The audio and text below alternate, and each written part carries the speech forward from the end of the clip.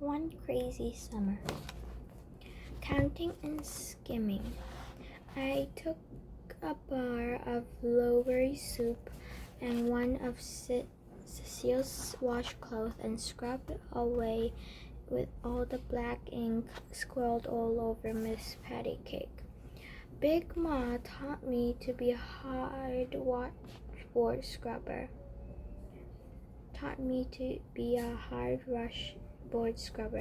But I to not accept dirt, dust, or stain on clothes, floor, or walls, or on ourselves. Scrub like you are Jal of all one cow town near Palville, Alabama. She can't tell me how Vanetta and Fern ran around and played. I can't have you dreaming out of your head and writing on the walls. That's only lead to ruin. I grabbed Miss Patty Cake, dimpled my arms and crunchy legs.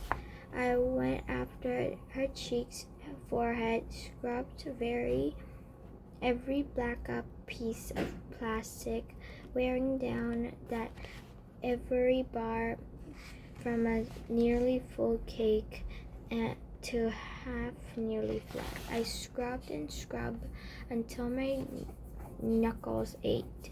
It was quite a job.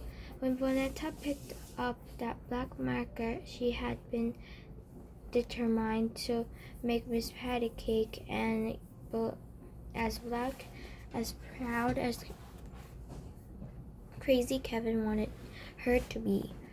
I soon found it didn't matter if I scrubbed like a gal from a one cow town, or if I gave up the ivory soap and turned a stronger cleaner, while the heavy, dirty cleaners and scouring pads lifted the black from the white bathroom sink. Miss Patty Cake was another story. The magic marker ink seeped down into Miss Patty Cake's soft plastic skin. At best, the Ajax pine sol and scouring pads after Miss Patty left Miss Patty Cake gray, scratched up, and strong smelling. Hard scrubbing or not, there was nothing more I could do. Miss Patty Cake would never be Fern's baby doll the way she'd been as long as anyone could remember. I shook all the water from her inside, dried her up, and put her in my suitcase to spare Fern from seeing her doll baby grayish and ashy. I was too tired to try to make this thing between Vanetta and Fern melt away. This wasn't exactly figuring out who gets the gold crayon or the last cookie. I knew better to look for help from Cecile. Worn out, I began to see things like Big Ma did. There was no point in us flying. There's no point in flying us across the country for next to no mothering. I just kept counting down the days. The best I could to do was keep Vanetta and Fern separated. Vanetta bathed by herself and Fern bathed with me. Vanetta slept on the top of the daybed and Fern slept with me below. Fern was no longer looked for her doll when we left some seals for breakfast. I didn't say Vanetta. I wouldn't say Vanetta did Fern any favor, but maybe things worked out the way they had to be. Still, Vanetta remained proudly defeated, walking 2 steps ahead of us, and then leaving us all together once her new friend, the Antons, were in sight. She and Jancy, the middle Anton, 3 pebbles at Hirohito Woods, and fussed over who hated him more. For snack time, Miss Pat passed out grapes after we ate our fill. Sister Makumbu gave us a lesson on California grapes that we just eaten and how the migrant workers who picked them out had to fight for their rights. I didn't think the lesson went the way Sister Makumbu had planned. Everyone felt badly for having eaten the grapes. The room was quiet.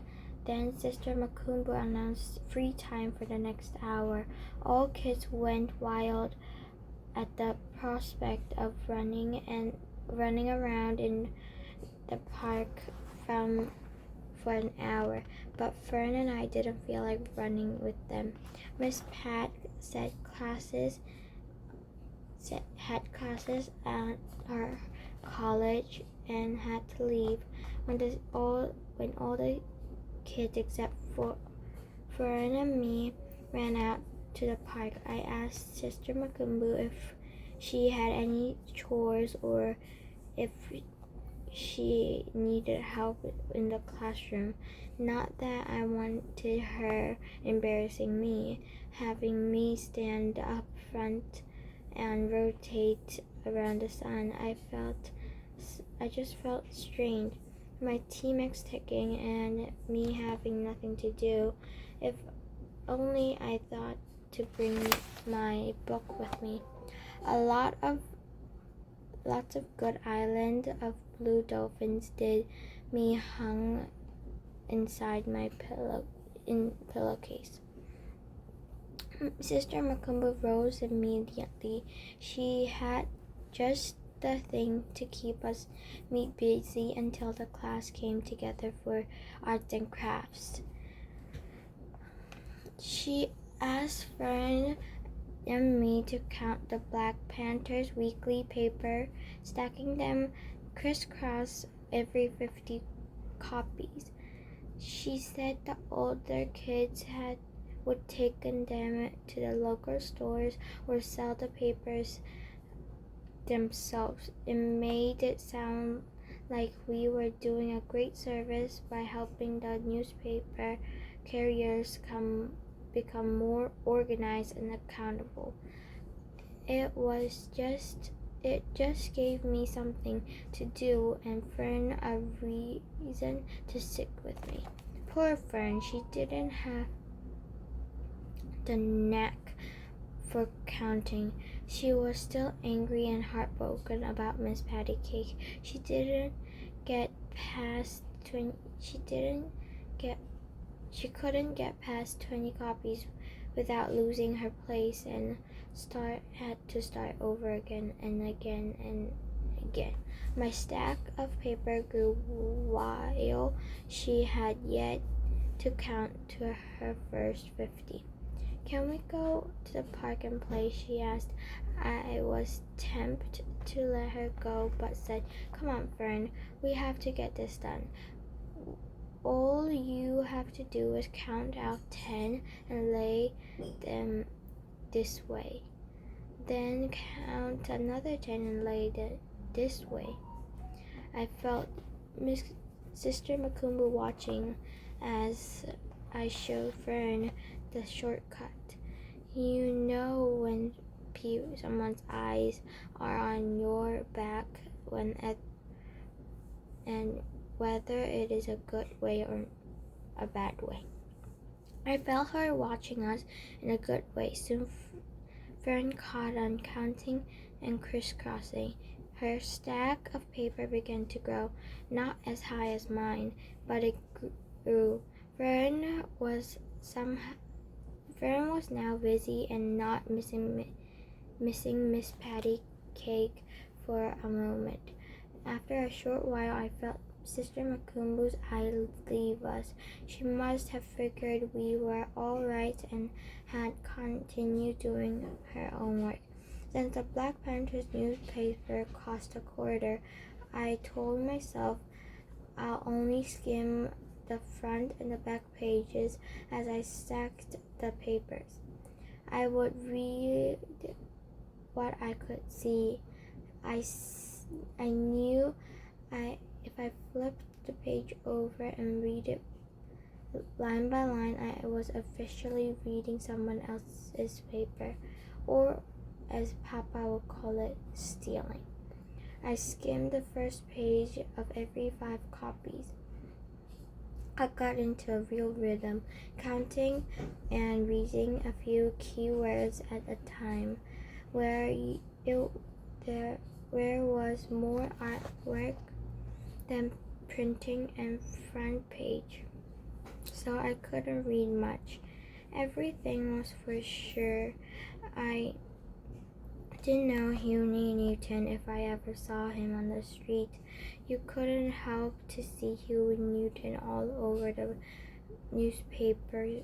His face was cocked slightly, and under corner of the paper like a president's face on a dollar bill. Now the Black Panther leader was in prison where he belonged, according to Big Ma. As I counted, I dug Huey's corner picture. Him wearing his beret, looking cool and revolutionary. I flipped open the newspaper quickly, skimmed the article in 5 seconds, glanced at a time, then flipped it closed. The article was about Huey talking about Bobby.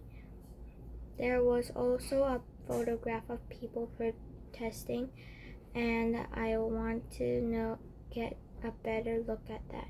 There was people carrying the same kinds of signs that we had colored in. Those could have been our signs. We were probably part of the revolution. Wouldn't that make a fine classroom essay? My revolutionary summer. I wanted to read the paper, not skim, not steal. I wanted to fold the paper over, sit back, and read every word. I must have lost count. I was too busy imagining a Black Panther carrying our free Huey sound. Too busy to notice my neat stack had grown into uneven bundles with neither more than 50 or less than 50 papers.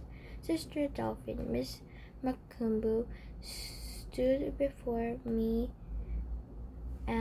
with a smile on her face. Nuts, Fern said, because Sister Makumbu's voice had startled her, making her lose count. She began to recount. Yes, Sister Makumbu, I answered weakly. I hadn't even heard her get up from her chair or felt her eyes on my back. I wasn't like me to get lost like that. Do you want to read a newspaper? I was embarrassed. I want to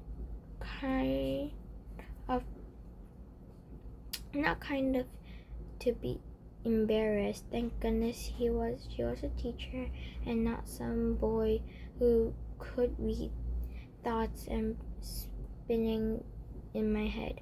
I nodded my yes, which only felt worse since I was not another. I dug out my 2 dimes from last night's change. I'll bring a nickel tomorrow, I said. She smiled and said, 20 cents will be fine, Sister Dolphin. You are entitled to the workers' discount. I was too embarrassed to say thank you and gave her another nod.